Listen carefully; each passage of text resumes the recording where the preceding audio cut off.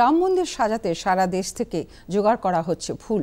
কলকাতার মল্লিকঘাট ফুলবাজার থেকেও ফুল যাচ্ছে অযোধ্যায়। একটি প্রতিবেদন।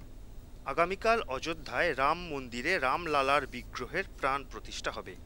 এই উপলক্ষে রাম মন্দিরকে ফুল দিয়ে সাজানোর পরিকল্পনা করা হয়েছে। গোটা ভারতবর্ষ থেকেই এই ফুল যাচ্ছে অযোধ্যায়। কলকাতার মল্লিকঘাট ফুলবাজারে একাধিক ব্যবসায়ী এই ফুলের বরাত পেয়েছেন। ট্রেনে এবং প্লেনে ফুল পাঠাচ্ছেন তারা।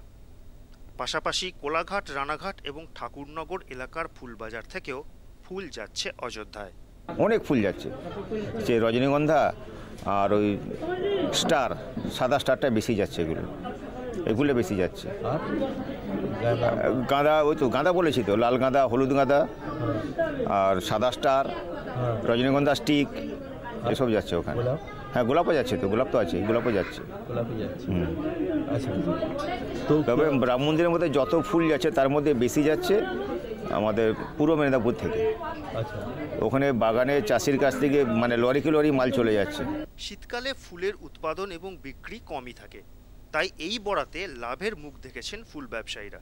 এই যে প্রাণ প্রতিষ্ঠা দিবস যে উদযাপন হবে, সেখানে গাঁদা যাবে, দোপাটি যাবে, গোলাপ যাবে এবং আদার্স অন্যান্য ফুল সামগ্রী এগুলো যাবে।